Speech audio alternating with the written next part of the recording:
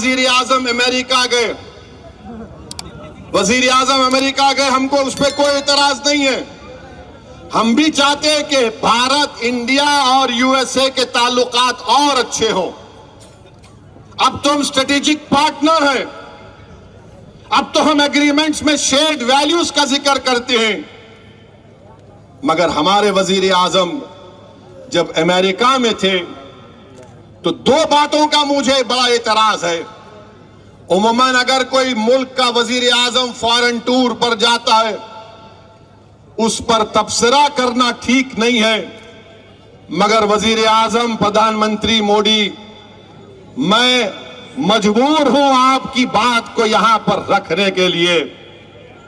एक ये कि नरेंद्र मोदी ने पहली प्रेस कॉन्फ्रेंस 9 साल में मीडिया के सामने आकर की। 9 साल में कोई मीडिया उनसे सवाल नहीं कर सकता था, कोई मीडिया के लोग नहीं। हां, वो एक सेलेक्टेड मीडिया का ग्रुप है। जैसा एक इंटरव्यू लेने वाले पूछा, मोदी जी आपको आम पसंद है? काटने के पसंद है या चूसने के पसंद है? अबे क्या तू अभी भी इतना बुढ़ा हो के दूध निप्पल से पीता? फिर एक रिपोर्टर पूछे, आप अपने जेब में बटुआ रखते, कहीं को तेरे को धिंगाना होना? समझ नहीं। मगर वहां की एक रिपोर्टर ने, वॉल स्ट्रीट जर्नल के एक रिपोर्टर ने भारत के वजीर आजम से जो सवाल किया, देश के प्रधानमंत्री, मुझे बड़ी तकलीफ हुई, बड़ी पीड़ा हुई कि इस तरह से आपसे सवाल किया गया कि आप 9 साल से भारत के वजीर आजम प्रधानमंत्री हैं, 300 एमपी आपके पास हैं, और आपसे सवाल करने वाला ये सवाल करता है कि क्या आप भारत के मुसलमानों के लिए, भारत के मुसलमानों के लिए उनकी तकलीफ को दूर करने के लिए आप क्या काम करेंगे, और फ्रीडम ऑफ एक्सप्रेशन के लिए आप क्या करेंगे? देश के प्रधानमंत्री, मैं खुश होता अगर आपसे सवाल होता कि आप उस देश से आते हैं जहां पर 50% आबादी भारत की 28 साल के नौजवानों पर मुश्तमिल है।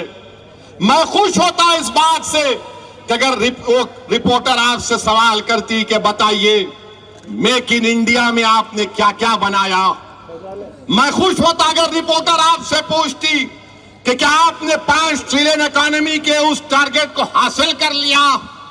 मैं खुश होता अगर उस फॉरेन रिपोर्टर आपसे बोलती कि भारत में इन्फ्लेशन कम करने के लिए आपने क्या किया। मैं खुश होता अगर रिपोर्टर आपसे पूछती कि पूरी दुनिया में सबसे ज्यादा बेरोजगार अगर नौजवान है तो भारत में उसकी बेरोजगारी के लिए आप क्या किए। मगर उस रिपोर्टर ने 9 साल के वजीर आजम, 300 एमपी रखने वाले वजीर आजम से पूछा, मुसलमानों की तकलीफ को दूर करने के लिए आप क्या कर रहे हैं, फ्रीडम ऑफ एक्सप्रेशन के लिए क्या कर रहे हैं। तो हमारे वजीर आजम ने कह दिया कि हमारे डीएनए में डेमोक्रेसी है, डिस्क्रिमिनेशन नहीं है। प्रधानमंत्री, सच्चाई को मैं अब बयान कर रहा हूं।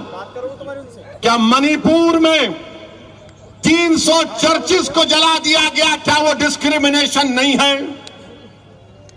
300 चर्चिस मणिपुर में जला दिए गए। क्या उत्तरकाशी में मुसलमानों से नहीं कहा गया कि छोड़कर भाग जाओ, तुम्हारा बायकॉट किया जाएगा? ये डिस्क्रिमिनेशन नहीं है।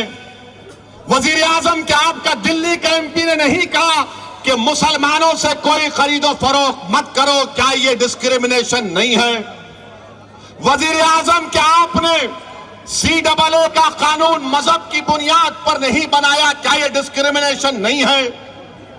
माइनॉरिटी वेलफेयर का बजट आपने 40% कम कर दिया, क्या ये डिस्क्रिमिनेशन नहीं है?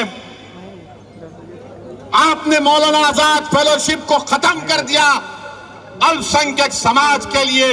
अब कोई मुसलमान बच्चा फेलोशिप और PhD नहीं कर पाएगा, क्या ये डिस्क्रिमिनेशन नहीं है? प्रधानमंत्री, डिस्क्रिमिनेशन यही भी है कि आपके 306 एमपी में एक मुसलमान एमपी नहीं। डिस्क्रिमिनेशन यह भी है कि आपके पास एक मुस्लिम मिनिस्टर नहीं।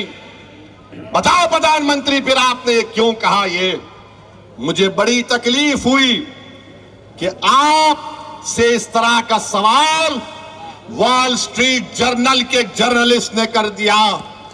हम तो उम्मीद करेंगे कि भारत के जर्नलिस्ट भी पप्पा जी से इस तरह का सवाल करेंगे। करेंगे नहीं मालूम, मगर अफसोस हुआ देश के प्रधानमंत्री, आपसे इस तरह का सवाल हुआ।